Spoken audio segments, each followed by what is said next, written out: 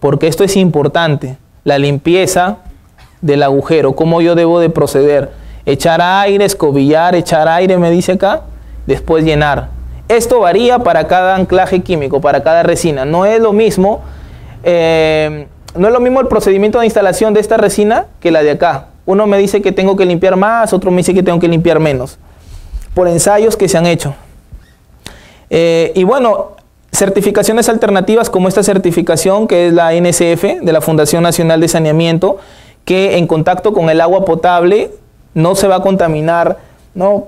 Justamente porque no tienen químicos. Y esta certificación LEED, ¿no? Para edificios LEED, que están, digamos, ligados al contenido de VOC, de compuestos orgánicos volátiles. Ahora, los principios de diseño. Vamos al diseño de los anclajes. ¿Cuál es la norma que me rige el diseño o la teoría de anclajes químicos? Es el capítulo 17 del ACI 318S14. Antes estaba en un apéndice, ahora ya lo tenemos como un capítulo ya propiamente. Y aquí me habla cómo yo debo diseñar los anclajes. Me enumera todas las formas de falla que yo debo de verificar. Vamos a ver falla por falla y vamos a ver qué parámetros intervienen en cada una de ellas. En tracción se deben de verificar, en tracción y en corte se deben de verificar los tres elementos: el acero, el concreto, que es el material base, y el adhesivo.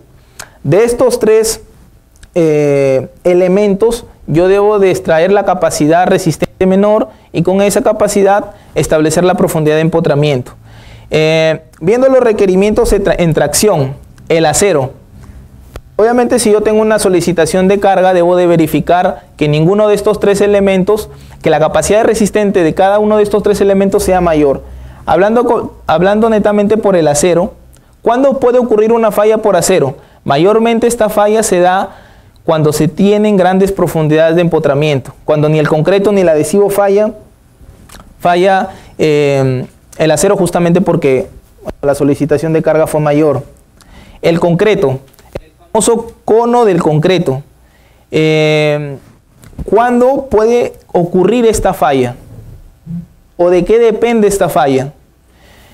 La fórmula de la resistencia básica de arrancamiento del concreto tiene que ver con este factor de acá, que es la profundidad de empotramiento, a la 1.5. La profundidad de empotramiento juega un papel muy importante en la resistencia del concreto a tracción.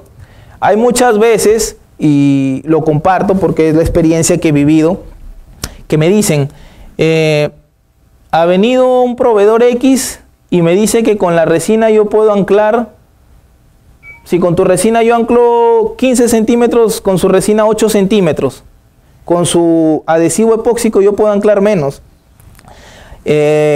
Bueno, yo le digo, lo que le están diciendo es un engaño. ¿Por qué? Porque muchas veces, y yo diría el 90 o el 95% o el 99% de la falla la da el concreto. O sea, la profundidad de empotramiento se establece en función a lo que resiste el concreto. Si yo tengo profundidades de empotramiento superficiales, lo que va a fallar es esto. Lo que va a suceder es este cono de falla. ¿Por qué? Aquí no falló ni el acero ni el adhesivo. Al proveedor X no va a fallarle el adhesivo, porque los adhesivos están diseñados para soportar grandes cargas. Esto no va a fallar nunca. Lo que puede fallar es el concreto con profundidades de empotramiento muy superficiales. Entonces, cuando vengan y les digan en su proyecto, el ingeniero de diseño calculó 15 centímetros, sí, yo tengo entendido que son 2.000, 3.000 anclajes, y por ahorrarse unos cuantos dólares, me viene a decir el proveedor X que yo puedo bajar de 15 a 10. Eso es mentira, porque el proyectista calculó en base a la capacidad del concreto. Él no sabe qué aditivo va a usar, él no sabe si va a usar este, o de pronto posiblemente no sepa qué aditivo se va a utilizar. Él diseñó en base a esto, y esto es lo que gobierna en casi todos los escenarios la falla de un anclaje químico. Los adhesivos a tracción. ¿Cuándo puede ocurrir una falla por adhesivo? Esta falla del adhesivo resulta, y esto es un punto muy importante, porque si no se hace una buena limpieza, una buena instalación, la capacidad de adherencia puede caer hasta un 50% por debajo. Entonces, se puede desprender este anclaje. ¿Cuándo o en qué otros escenarios también puede fallar? Bueno, de repente se hizo un diseño deficiente. De pronto se confiaron en la tabla que les dio el proveedor y les dijo, bueno, para varilla de media pulgada empalma 10 centímetros, pero eso es en condiciones ideales. No tomaron los factores de borde, no tomaron las distancias entre anclajes y el anclaje puede fallar. Otra forma de falla puede ser que el diseño me mande 20 centímetros, son muchos, yo sé que son muchos anclajes y en obra no se puede controlar todo. El operario al momento de perforar se encontró con fierro y no perforó los 20, de pronto perforó 10 y dejó ahí, no dijo nada, se perforó, se empotró y ese anclaje falla.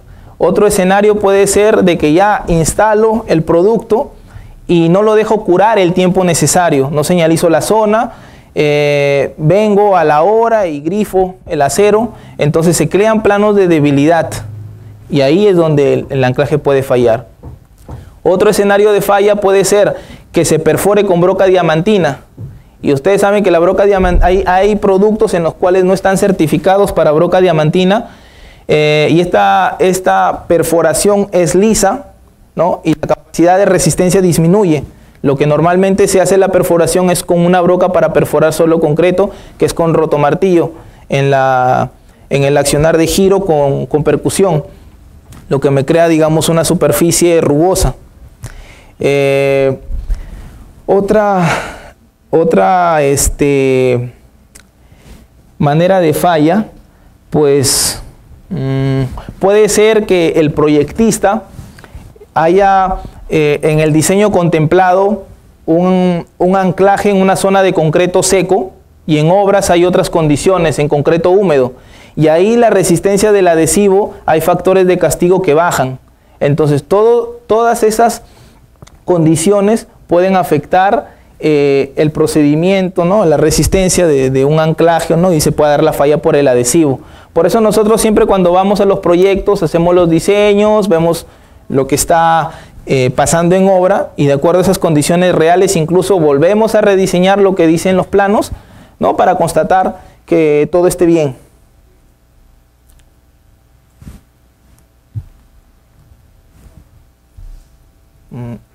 Ya no. Ya. Cortante. Con el tema de cortante, en el concreto se debe verificar esta falla que es muy importante y que muchas veces no se toma en cuenta, que es la falla al borde, por cercanía al borde de concreto. Ya vamos a ver cómo se verifica esta falla con las fórmulas de diseño. Y esta es otra falla de concreto cuando los anclajes están alejados al borde.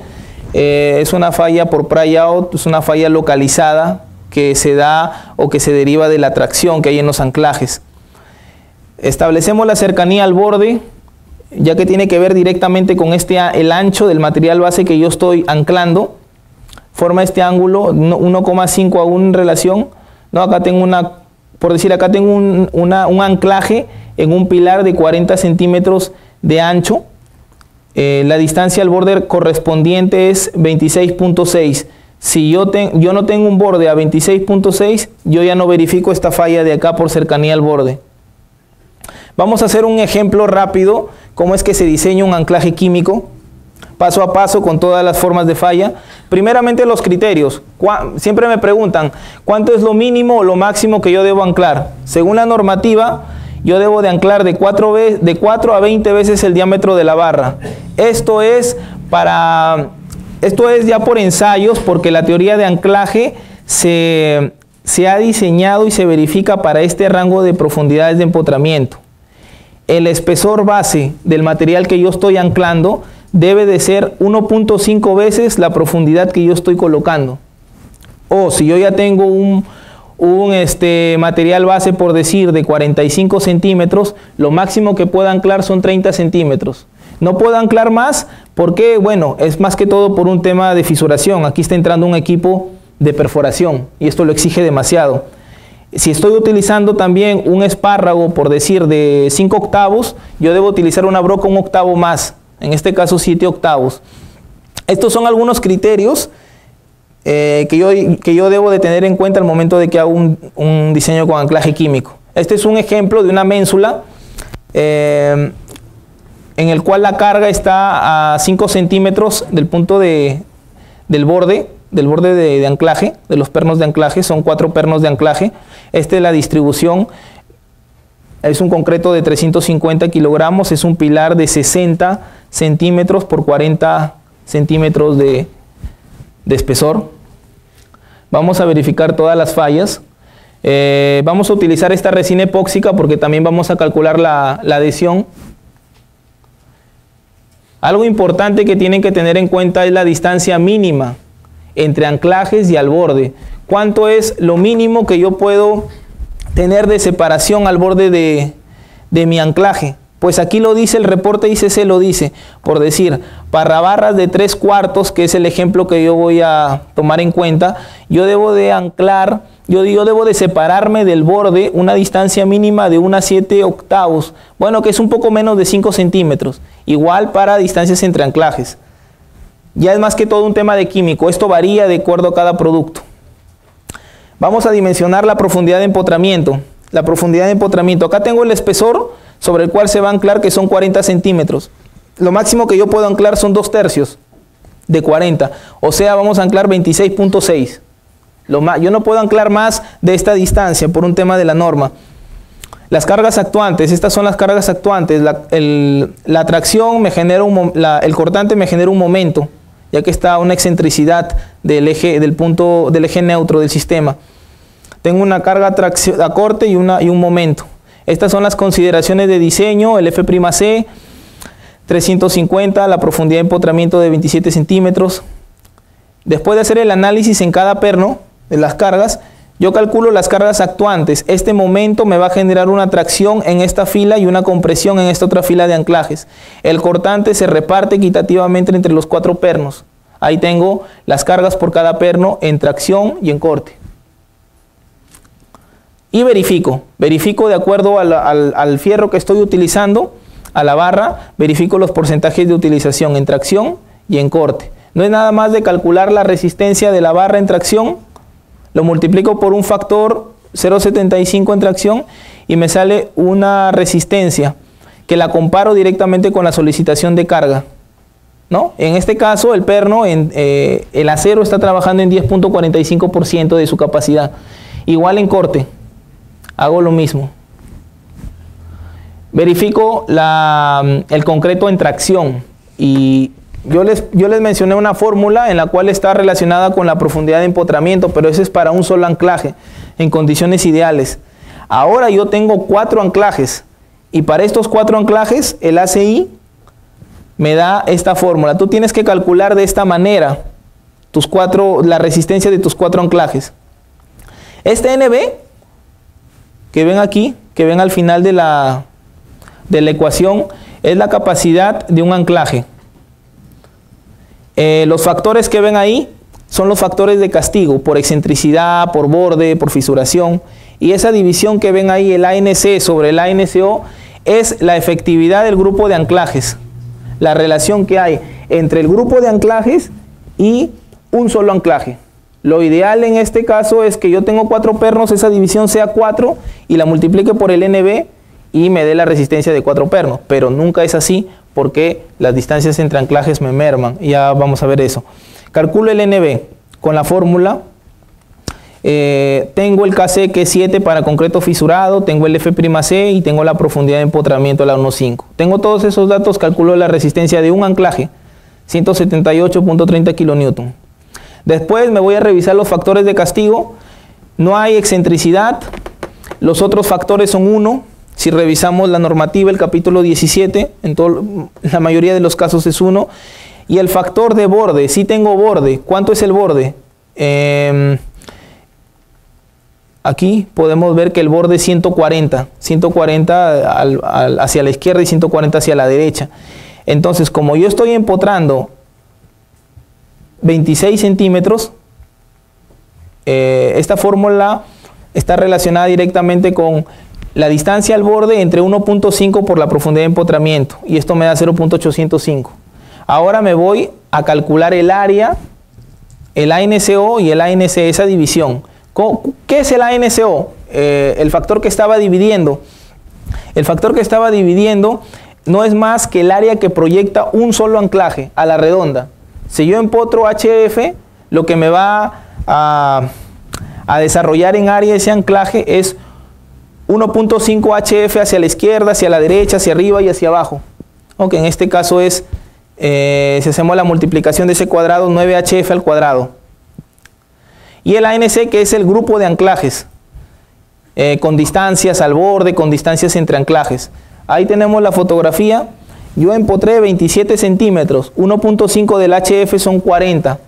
Entonces, lo ideal es que cada anclaje tenga 40 hacia cada lado para que desarrolle su 100%, pero nos damos cuenta pues que la configuración hace que esto merme. Entre anclajes yo tengo 320, lo ideal es que yo hubiera tenido 800 para que cada anclaje desarrolle su 100%. En este caso no es así. Entonces, evaluando esto, hacemos pues esa área, y esa área es el ancho por el largo. 140 tengo hacia la derecha, 140 hacia la izquierda en la parte del ancho, y 320. Porque el anclaje no puede desarrollarse 400, solo 140, y 140 hacia el otro lado, y en medio tengo 320. Y en el largo yo tengo la distancia, la separación 120, pero en el largo yo no tengo restricciones. Puedo irme los 400 hacia arriba, los 400 hacia abajo. Hago la multiplicación y tengo esa área. Entonces, reemplazando todos los factores en la fórmula, yo tengo que el NCBG es 124.42. Si ustedes comparan este NCBG con el NB, que es de un solo anclaje, que es 178.30, nos damos cuenta que ha mermado incluso esos 4 anclajes. Es menos de lo que puede resistir un solo anclaje en condiciones ideales. Entonces, es malo a veces decir, ya, ¿cuánto me resiste un anclaje en la tabla X del proveedor X? Ah, ya 4 anclajes me van a resistir el cuádruple. Y no es así, miren, ni siquiera llega a igualarlo. Toda esa ecuación lo que hace es bajar menos de la resistencia de un solo anclaje. Calculo la capacidad resistente multiplicándolo por un factor, ¿no? Y lo comparo con la solicitación de carga y está el 31-21% el porcentaje de utilización. Está pasando sin problema. Luego lo que hago es verificar el adhesivo en tracción. Bueno, en el adhesivo ya no hay mucho problema porque los adhesivos se diseñan para soportar cargas mucho mayores al concreto. Estábamos en 31-21 ahí de porcentaje de utilización del concreto. Al igual que el concreto tiene también esta fórmula para el grupo de anclajes.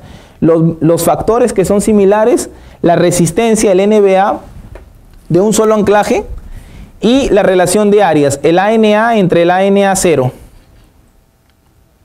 ¿no? El NBA es la resistencia de un solo anclaje por adhesivo, que aquí sí directamente depende de la profundidad de empotramiento, del diámetro del anclaje, o sea, no es más que el área superficial por la profundidad, el área de contacto por la profundidad de empotramiento. Y ese factor que ven ahí, el TCR, lo deben de sacar de la tabla de cada anclaje. Según esta tabla que hemos trabajado con el REG C6 Plus, en condiciones de concreto fisurado es 6.7 y en condiciones no fisuradas es 9.3. El T-Uncracked y el T-Cracked. Nosotros trabajamos con concreto fisurado, obviamente porque en zonas de tracción el concreto se va a fisurar. Reemplazamos todos los factores y tenemos el NBA, la resistencia de un solo anclaje a tracción.